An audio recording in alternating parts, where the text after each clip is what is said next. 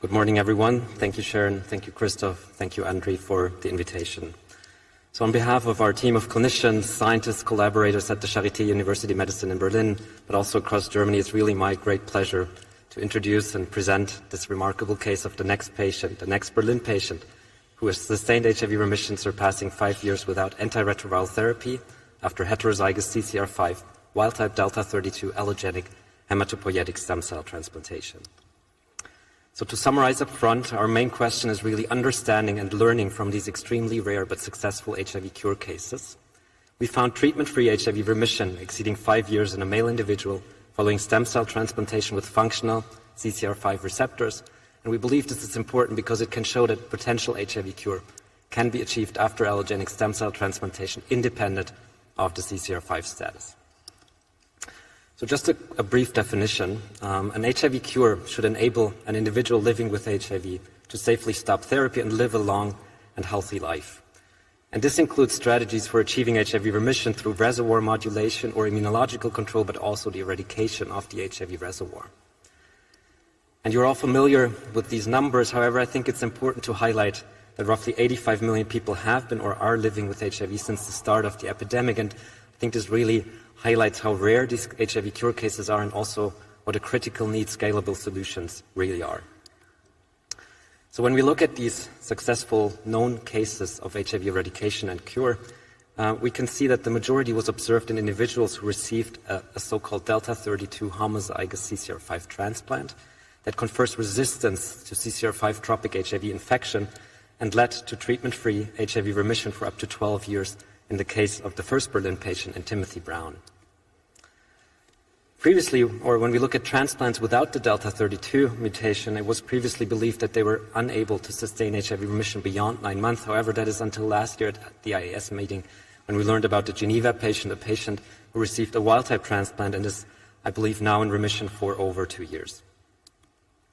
And that brings me to our next Berlin patient, who is a white male born in 1964. His underlying CCR5 status is heterozygous for the delta-32 mutation. He received an HIV diagnosis in 2009, and we believe it was a rather acute infection because we have a negative serological test from 2008. Due to the treatment guidelines at the time, ART was not initiated until April 2015, but then started on a valtegravir-based regimen. And around the same time, the next Berlin patient received a diagnosis of acute myeloid leukemia. And when the clinical team then started the treatment and it became clear that the patient would require a stem cell transplant, they started looking for a donor who carried the delta-32 homozygous mutation, but were unable to identify a donor. Instead, they selected a female donor, an HLA-identical female donor, who was heterozygous for CCR5 delta-32. The patient received reduced intensity conditioning. The transplant went well. In the run after, he developed only mild graft versus host disease, which was confined to the skin and effectively managed with topical steroids. And we observed full donor chimerism within 28 days, and this full donor chimerism was maintained throughout. Just of note, when we look at the HLA alleles, both in the donor and recipient, we do not detect any known protective HLA alleles for HIV control. We confirmed CCR5 status both underlying and after stem cell transplantation. In the left 3 lanes, you see controls. And then in the 2 after, you see somatic cells, fingernail, hair follicle showing the underlying heterozygosity. And then in the right one, we see the genotype heterozygous for delta-32 after stem cell transplantation.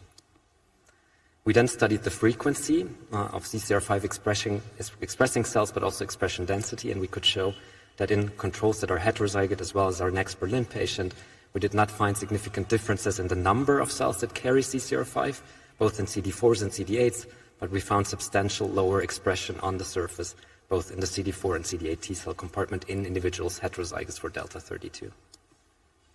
When we look at the clinical course, you see the viral loads here in the black curve. We had the opportunity to study a viremic sample from 2014 and perform 3-loop sequencing, and then we were able to confirm CCR5 tropism in our individual, the next Berlin patient. And now when we look at the real long follow-up until very recently, you can see that in April 2015, the patient initiated ART. The viral loads dropped below levels of detection, so you see a flat line, and when in September 2018, the patient decided to stop taking his antiretroviral therapy, we can see that this line stays flat, and we do not see any viral load measurements in plasma until very recently, earlier this month, early July. We did not detect any viral load in plasma. We performed therapeutic drug monitoring, and we were readily able to detect raltegravir levels in the time of treatment. However, we were unable to detect ARVs before our treatment period and after. We were very interested, of course, in studying the HIV reservoir in our next Berlin patient. You can imagine when we look at this timeline, we unfortunately did not have good access to cellular samples from around the time of the transplantation. However, we found in a deep freezer somewhere in the university hospital a sample of genomic DNA from a Buffy code sample from prior to the stem cell transplantation, and we were readily able to detect total HIV DNA and a reservoir size of 1.78 log copies out of 1 million cells, which is neither extremely high but also not extremely low when we compare it to people living with HIV. Since 23, we then systematically performed HIV reservoir testing, and since we were unable to find any signs of HIV DNA, both in peripheral blood but also intestinal biopsies from ileum and duodenum, and also in viral outgrowth assays, after stimulation we did not detect any signs of viral activity.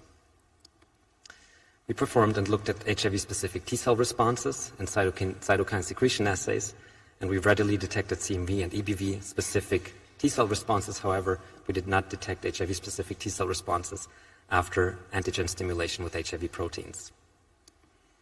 We confirmed high HIV-specific antibody binding prior to the stem cell transplantation against envelope proteins and also trimeric proteins, but then after stem cell transplantation saw a continuous decline in antibody binding titers. Our friends and colleagues at the University in Cologne helped us with pseudovirus neutralization assays in Philipp Schommer's lab, and we detected prior to the stem cell transplantation moderate levels of pseudovirus BAL neutralization activity that then again continuously declined after stem cell transplantation. Henning Gruhl was also able to recover a patient-derived plasma HIV envelope from a viremic sample in 2009, and we were able to produce autologous pseudovirus for neutralization testing.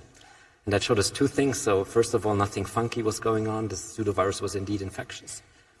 And we were able then to look at neutralization against a panel of known broadly neutralizing antibodies and could show that this autologous pseudovirus was rather susceptible to neutralization by these monoclonal antibodies, maybe with the exception of antibodies binding in the V1, V2 loop.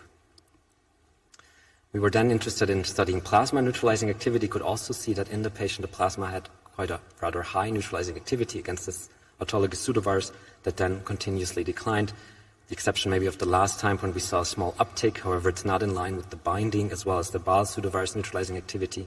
So this is something we need to repeat and keep an eye out moving forward. So when we take this together, I believe that probably starting last year with the first Geneva patient and Assier's team who reported on this, but also the beautiful NHP transplantation model by Jonas Sasha's group, and also the really thorough workup of this Perspective IC-STEM consortium, where we've seen reservoir reductions after stem cell transplantation.